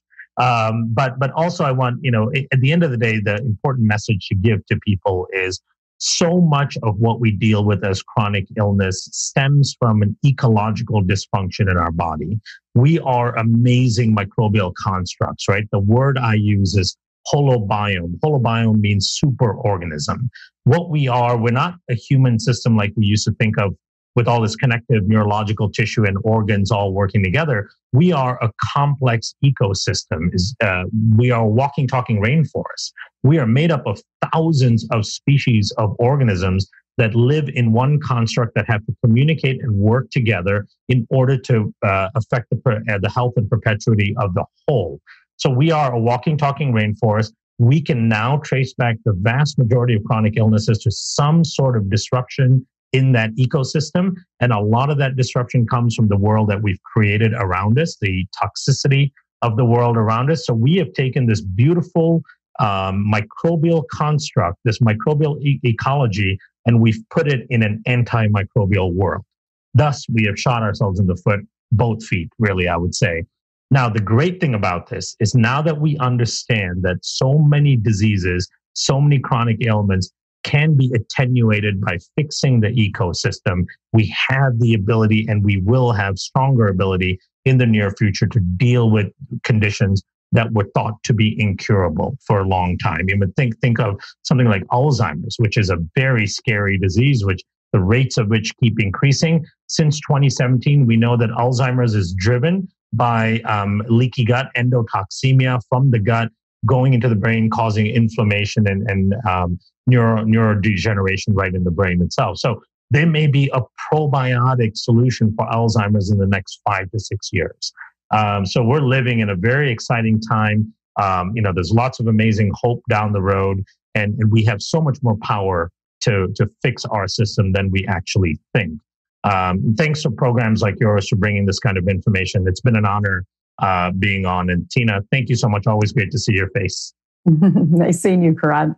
Thank you. Thanks for joining us, dude. And thanks for your wealth of information and your ability to deliver it in a way that's actually digestible. No pun intended. It's my pleasure. Thank you. All right, man. I'll see you soon. Okay, Tina Anderson. This is funny. I think this is the first time in 300 some odd interviews that I've ever had one guest leave and then continue on with the other. But yeah, if you're going to afford me the time, I do have some other things that I wanted to go over briefly before we close it out. Sure. So, God, that was such great information. I'm so stoked for you to have him on your team. Oh, he's amazing. I could listen to him I'm just as intrigued as you are when you sit here and he's talking about all of this stuff and the way he makes it, like you said, so digestible, literally. I mean, he's incredible and funny. Yeah. Very cool, guys. So thank you for making that happen. In terms of the ways in which we end up with leaky gut, which I'm assuming a big part of that based on this conversation is just the dysbiosis of having, too many of the bad guys, not enough of the good guys. Something that's been on top of mind with a lot of people. And I've done podcasts with Dr. William Davis and Dr. Perlmutter on eating grains and gluten and things like that. And have found personally that gluten is really hard for me to digest. And even if I'm on a good probiotic like the one you guys make and doing everything right, that if I go off the rails with some gluten, I'm going to pay the price and just have bad digestion and heartburn and whatever for a few days. But then I noticed you guys recently came up with something called Gluten Away, which appears to be this enzyme product. And I've tested it out a few times when I've eaten gluten. And I think I've had a positive effect from it depending on the source of the gluten. And I think that the reason might be I'm gluten sensitive for sure, more so than most people I know, although I'm not celiac. But that sometimes when I eat gluten, it's not organic wheat. So even if I have a good enzyme to help break it down, and I want to hear how that works, that I suspect that there might be a glyphosate or Roundup issue. Because so much of our wheat is sprayed with this poison that no enzyme is going to help you with, that it's not the gluten that's hurting your digestion. In that case, it's actually the pesticide. So give me a bit about leaky gut and some of the different things, we should eat, should not eat, and how we could get away with eating gluten using, enzymes or anything else. Okay, sure. So leaky gut is, as most of your audience, I'm sure already knows, is just the leakiness of the gut. And it's exactly what it sounds like. There's holes in the intestinal wall. And so there are things called tight junctions. And these tight junctions open up over time when you have this dysbiosis in your gut, like you said. And, some of the biggest offenders that cause leaky gut would be the antibiotics that we take, antibiotics in our food. Glyphosate, like you mentioned, that's a huge offender. And one of the worst things about glyphosate, which of course is the active ingredient in Roundup, is that with antibiotics, the antibiotics kill the bad bacteria, and they're also killing the good bacteria, which is what we don't want. With glyphosate, we have a study that showed that the glyphosate is only targeting the good bacteria. So it's only killing the good bacteria. It's not even killing the bad bacteria. So glyphosate is a huge offender. So I always encourage people to really try to eat as clean and organic as possible. Stress is a big offender to our gut health and a big cause of leaky gut. We know that there's the vagus nerve, which is the largest nerve in the body, and it's the communication superhighway between the gut and the brain, and they're sending signals back and forth to each other. So when we tell people to practice mindfulness or deep breathing or whatever type of mindfulness practice that you decide to participate in, we really mean it. It does have a really big impact on your gut health. Of course, sugar is a big offender to your gut health. And I'm sorry to say alcohol, but it is. So we do know that there's so many things. And like Kiran had alluded to, the world we live in, the environmental toxins, all the mold toxins, all the things that we're doing on a daily basis are just wreaking havoc on our gut and therefore causing this leakiness in the gut. The leaky gut study that we did with the strains that are just used in Just Thrive actually showed that they tested 100 college students and 55% of them had a leaky gut and didn't know it. They were otherwise healthy, but we found out they actually did have this leaky gut. So they estimate that 80 to 85% of the adult population has a leaky gut and doesn't know it. So this is why we're seeing so much of this, the gluten intolerance out there. And the interesting study that we came out with this product called Gluten Away, like you mentioned, and it's not intended to replace a gluten-free diet at all. It's really meant for the accidental exposure to gluten. There was a study that came out, they tested over 500 gluten-free foods that were labeled gluten-free, whether at a, restaurant or whether at a grocery store, pizzas, gluten-free pizzas being the biggest offender. And it showed that it was about 30% of them actually had gluten in it. And so they're labeled as gluten-free, but they actually have gluten. So it was really meant for the accidental exposure of gluten. Another study, we think of gluten intolerance as people who are celiac, like you mentioned, and then people who have severe gluten intolerances, who are not quite celiac, but they do have gluten intolerances. But really, there's a third category of people, and those are the rest of us, people who don't identify as having a gluten intolerance. A study came out showing that anytime somebody ate gluten, it caused that leakiness of the gut. It was contributing to the leakiness of the gut. So really important, the enzymes that we use, one of the main ones is tolerase G, and it basically is just a super gluten digesting enzyme in there that's really cutting the gluten, the proline rich gluten at both ends. So if you envision a string, it's cutting it in the middle and then on the ends of the string. So really important to remember that it's not a replacement for a gluten-free diet. Unfortunately, it's really meant to help for that accidental exposure to gluten, and really important for really everyone to be taking it because of the fact that we are all really having this, negative effect from the exposure to gluten. And I just want to touch on the leaky gut study that was done. We know that the leaky gut study that was done actually showed that they were measuring LPS toxins. So the LPS toxins that leak into the bloodstream. That's how we measure the leaky gut. After 30 days of being on the spores, it actually showed a 42% reduction in the LPS toxins in the bloodstream.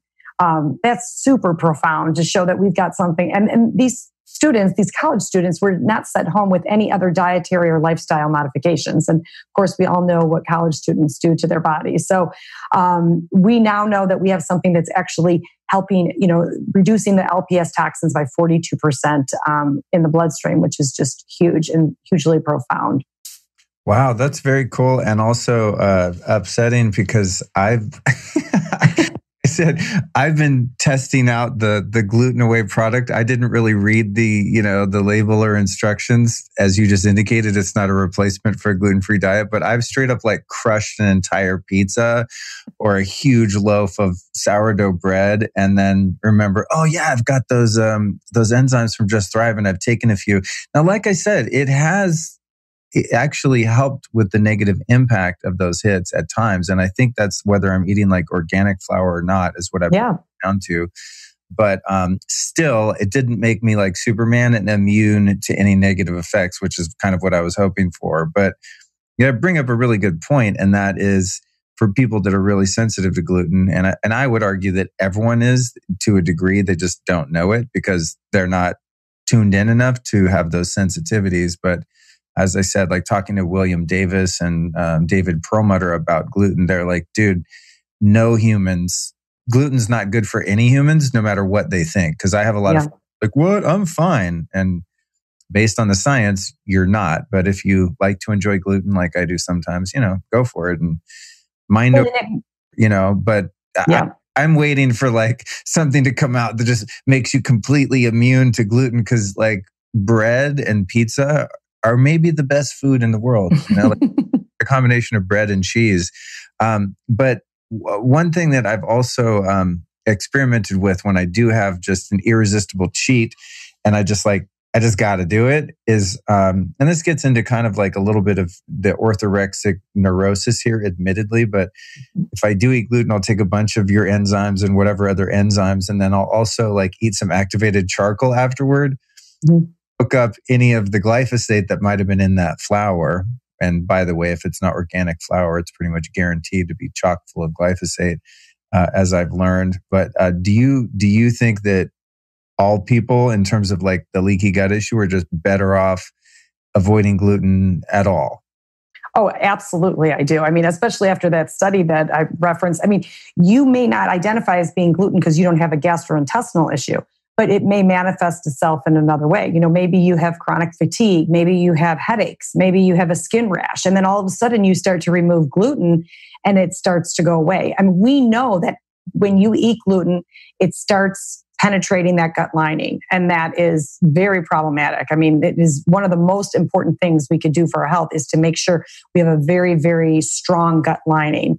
90% of non-communicable diseases are really associated with a leakiness of the gut. So pretty much, it's hard to find any disease that's not associated with that. So I think gluten is a big driving factor in causing that permeability in the gut, and it definitely something to stay away from. And it's, like I said, it's not always associated with a gastrointestinal disturbance. It manifests itself in many different ways. And we see that, you see that with people all the time that say, after I stopped eating gluten, I didn't get headaches anymore. Or after I stopped eating gluten, I slept better. I mean, there's so many different, causes of when you have that gluten in your body that, there's so many causes, unfavorable things that happen. That's so true. Yeah, I have a friend who eats a fair amount of gluten, and I try to mind my own business unless someone asks. But I observe, damn girl, you eat a lot of gluten. Yeah. I said, do you ever have any digestive problems or heartburn or constipation, diarrhea? And she's like, no, I'm very regular. Everything's fine in that way. I said, well, shit, maybe gluten's not bad for anyone. But she started doing a bit of research, and she was having some skin issues, just, acne and things like that for no apparent reason, and keeps a clean, organic diet. Hormones are in balance. Like everything's fine that would be indicative of skin problems. And just for the hell of it, she quit gluten. And within a week, her skin was just completely clear. Yeah, I believe, I know. And it's the only thing she changed. When that happened, I was like, oh shit, this gluten thing is legit. This is deep, And what I noticed too, in addition to just my digestion getting wrecked when I go off the gluten train, is the interesting thing about it is the effects on me don't happen the next day. It'll be like 4 or 5 days later, and I'm going, God, why is my stomach hurt? Why do I have heartburn? I'm like popping Tums. And I'm thinking back, I go, I haven't eaten anything weird, but I forget it was like days before I did gluten. And then around the same time, all my joints will start to hurt, like any, back pain, hip pain, knee pain. I'm 49, so, this is a thing.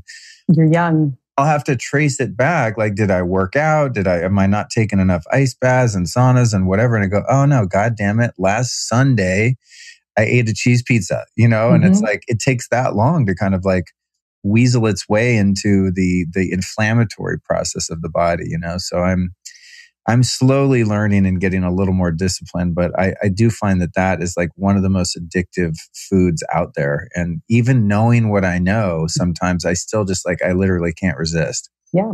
And I mean, I'm guilty too. So, but the nice thing is we are taking care of our gut lining, right? So we're okay. And the other thing I want to tell you is next time you take it, try to take it before the meal, maybe about 10 minutes before the meal. So that all right, studies show it work better that way. Noted, will do. Then I wanted to ask you about vitamin K2.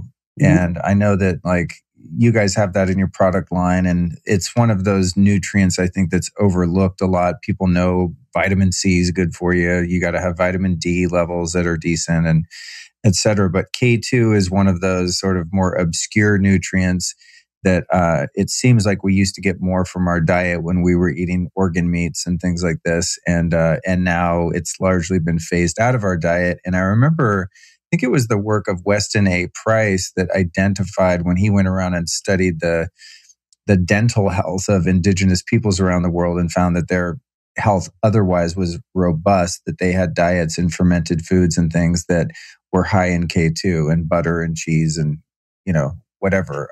What's the deal with K2 and what foods have it or not? And how is it related to D3? Because they seem to often be associated in terms of different supplements and stuff. Yeah.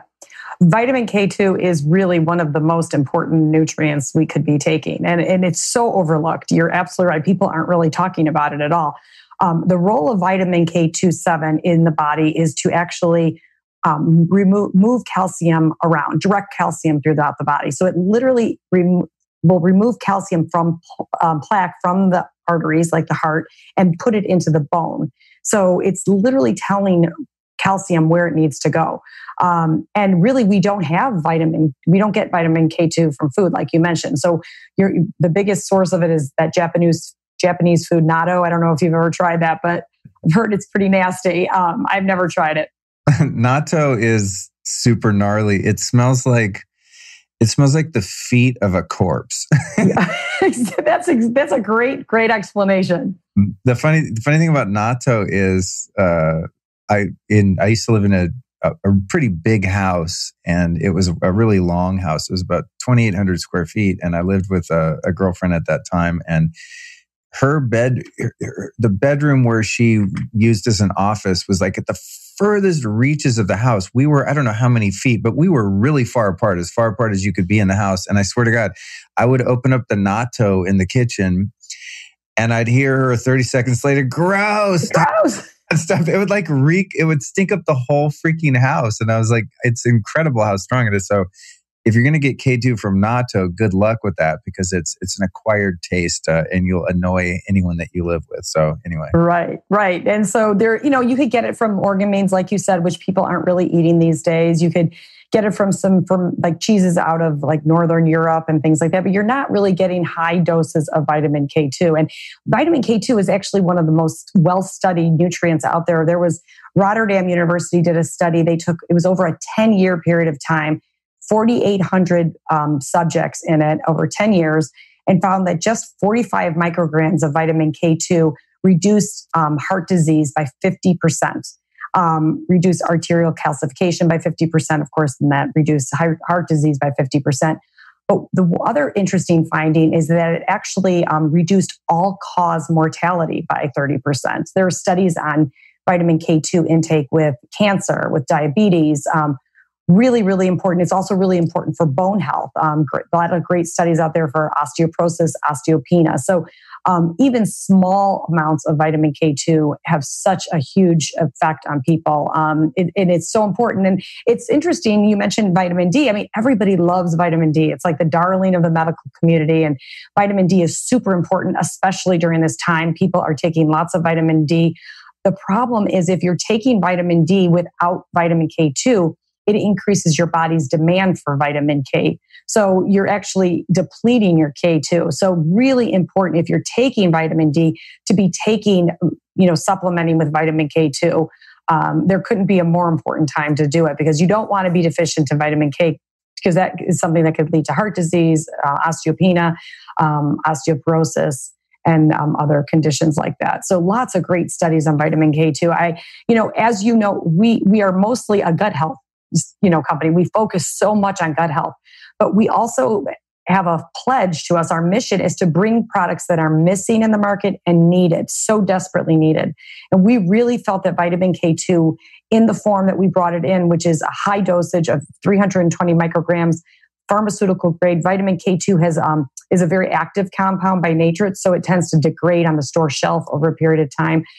We could guarantee stability through the end of the expiration date. We also included magnesium and zinc in the formulation because we know that those are the two main cofactors of vitamin K27. So really, really thought out formulation. So just know that we wouldn't bring anything to the market unless we really felt that it was something that was missing and needed. And we know that vitamin K27 is just such a cool nutrient that we really need to be taking, especially with high doses of vitamin D. I think that's why I was curious about it. Like when a company only makes 3 or 4 things, you could have 20 things and make more money. You know what I mean? Yeah. You're like, why not have a bunch of things? But I'm always interested in why a company that makes some sort of health product only has a couple flagship products, and there must be a reason why. So thanks for illuminating that for me.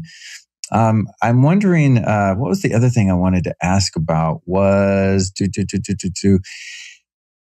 when it comes to the diversification of your gut bacteria and gut health, what are some other foods that are good to eat just off the shelf? I mean, we're going to assume, of course, that they're organic, and also foods that are good as a prebiotic, and why someone might also want to take a prebiotic product in addition to just eating foods that are going to be good for your gut biome. What are good dietary guidelines one might follow with gut in mind? Well, the interesting thing especially for diversity, a great thing to do is to eat lots of different ethnic foods. So going to different ethnic grocery stores, because that creates more diversity too. Like the more diverse group of foods we don't eat, a lot of us just eat a lot of the same meals over and over again, and we all try to eat healthy, but we're not eating a diverse group of foods. That really helps with the diversity in the microbiome as well. And as far as the prebiotic, for sure, prebiotic foods I always tell people we have a prebiotic, but if you eat a ton of vegetables and prebiotic vegetables like Jerusalem artichokes, bananas, I know bananas aren't great, but lots of foods that are high in prebiotics, do that instead. I mean, it's definitely a better route to go, but you do need high doses of that. But as far as, the spores, you're not going to get spores from food. I mean, our ancestors used to get spores from the food that, they ate off the land, and they got the spore bacteria right off the food they ate, but you're not really going to get spores from bacteria or from the food any foods out there. Some people will say, oh, let me have some yogurt or some fermented foods, and you'll get those lactobacillus bifidobacter strains. You're not going to be getting the spore-based from fermented foods. Now, fermented foods are excellent. I'm a huge fan of them. They're very nutrient dense and they're a great source of nutrients for us, but they're not a replacement for a probiotic. But, they are helpful for your gut health as well. But you don't want to be eating yogurts, of course, that are loaded with sugar. And I mean, your audience is smart enough to know that. But it's just always important to remember, all of the fermented drinks out there, the kombucha and stuff. We just want to make sure that there's not an overabundance of sugar in there or anything like that. In addition to gluten, sugar is my kryptonite, and one I'm fond of. In fact, last night I had a moment of weakness and pounded 3/4 of a Ben & Jerry's. Oh, those are small containers, Luke. Don't beat yourself up. I try to find, the thing is I try to find balance. I try to keep it real because I'm so extreme with all the health stuff that I do. Sometimes it's like, I just go, you know what? I got to live a little. Like ice cream. Oh, yeah. I know my friends in the neighborhood are like, wait, you had ice cream? I'm like, well, yeah, I do eat ice cream too. And I think the problem with sugar is just the hidden sugar, the kids that are being raised with the, cereal boxes, before an hour after waking up, they've already had 40 grams of sugar and they shouldn't have even had 25 grams of sugar. So that's where I think that's where sugar really becomes problematic. Once in a while, I think you could have some. That's interesting that you say that because I've been, questioned by friends and whatnot that see me pounding a pint of ice cream and they're like, dude, like so much sugar. I go, yeah, but I'm not having like these green juices made with apples. And like, I literally don't eat any sugar all day long ever. I don't drink any kind of drinks with sugar. I don't eat any sugar. So my defense is, and I barely eat any fruit. And if I do, it's usually like lemon juice or something like that. I mean, it's like citrus, not really sugary.